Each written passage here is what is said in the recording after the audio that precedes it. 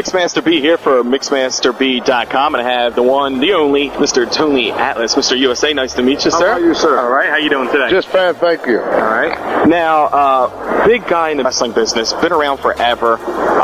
Take us back through like the first early days of that. What was like some of the struggles you had to go through to become Mr. USA? Well, you know, back in the early days, you know, we didn't have all the equipment that they have in the gym today, like Body Master and Hammer Strength.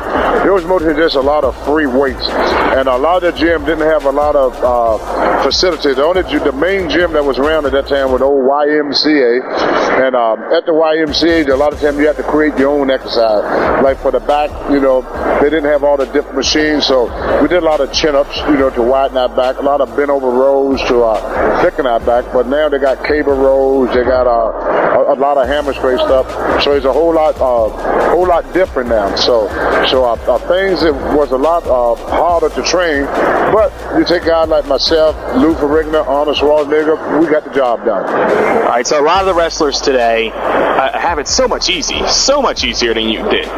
What is one of the main differences that you see with wrestlers today or sports entertainment today than back when you were traveling all the road trips from city to city, state to state? Well, I wouldn't say that they got it a lot easier, because I just recently left the WWE, and the schedule of the average WWE wrestler today is that they will get up in the morning around 3 o'clock, catch a 6 o'clock flight, fly to wherever their destiny is, get a rent-a-car, go to the hotel, check in, go to the gym, work out, go to the arena, perform, go back to the hotel, get to the hotel about 11 or 12 o'clock at night, try to get something to eat, go to bed, and get about 2 or 3 hours of sleep.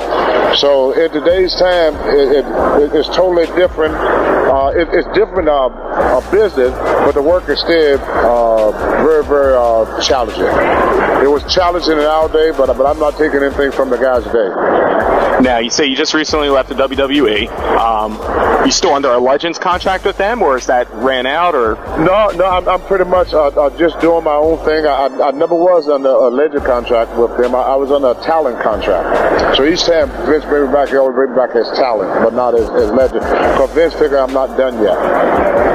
All right, so when you say you're not done yet, what other spots projects you have coming up? Any other events, appearances that are coming up after this? Right now, I'm working with Scott Epstein, and he booked me on a lot of events to meet the fans and to sell autographed pictures. And I just got a book out that was you can order it on crowbarpress.com.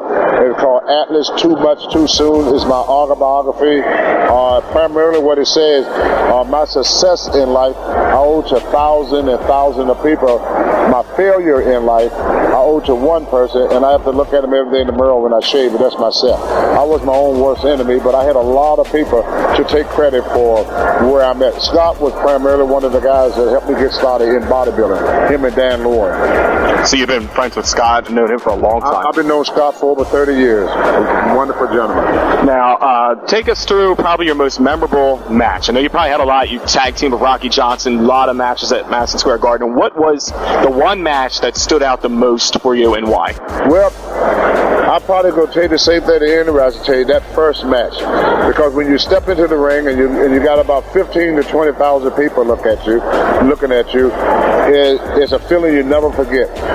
Your first match is kind of like your first love. You never forget it. And there was a lot of great matches I have after that, but I would say my first match was the one that I remember the most. Okay. So we're here with Mr. USA Tony Atlas, and he's got the new book again. Where do we have that coming up at? Look at these guns.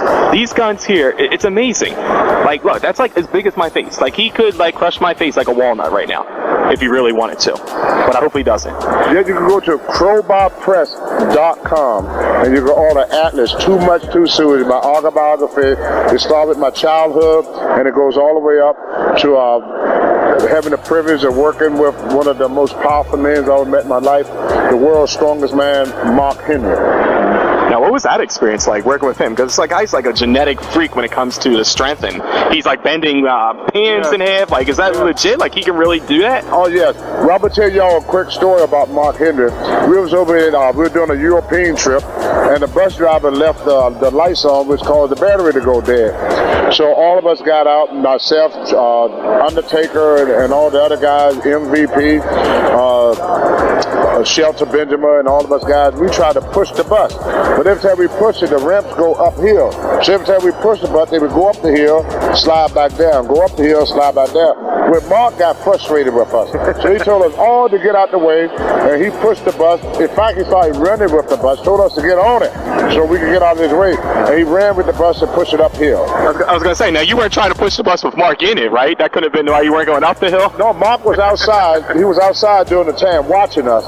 He just got frustrated watching us trying to move this bus. So Mark Henry ended up pushing the bus all by himself. And then when we were, some of the streets are very narrow. So the bus couldn't get around the corner without hitting the car. So then somebody on the bus would just holler, "Hey, Mark."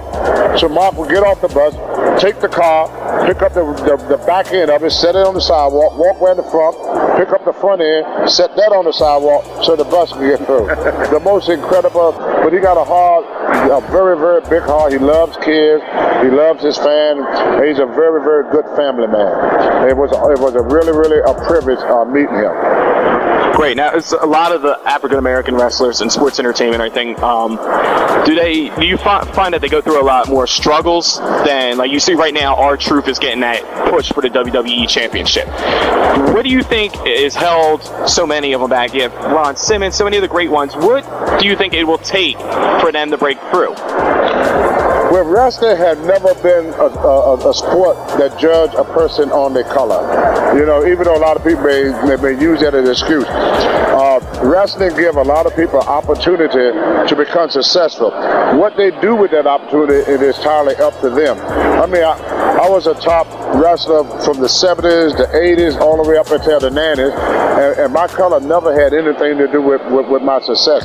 Like I said, my failure in life I owe to myself. And I could have went a lot further than I did, but there was a phase that I did, like the missed shows. I got involved with drugs, chasing women, and that's what happened with a lot of other guys. They get involved with drugs, they get involved with women, and people say, why did Hulk Hogan get so far? Well, Hulk Hogan was a businessman. When Vince wanted Hulk Hogan to be at the building at 7 o'clock, Hogan was there at 6 o'clock. When Vince wanted Hogan to catch a flight, Hogan never missed a flight. Hogan never missed an event. Hogan did what was expected of him. That's why he got the success he did. A lot of us guys, we screw up our own career, and color never had anything to do with it.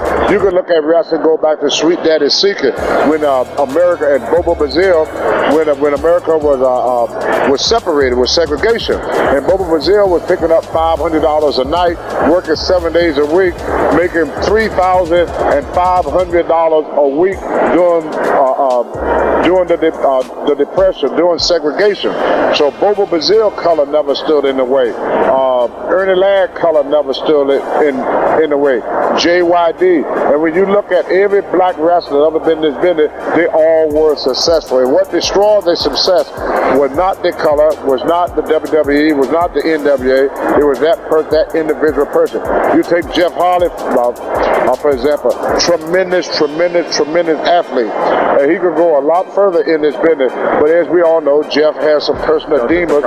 It's a personal problem that keeps him from reaching his full potential. All right, is there anything, last question, is there anything in sports entertainment that you regret you never got to do, or regret doing and never get an opportunity to do anything? The one thing that I regret most in my career was using drugs. And I tell all the young people, you keep a sober man, because people look up to you, and to them, you're their hero.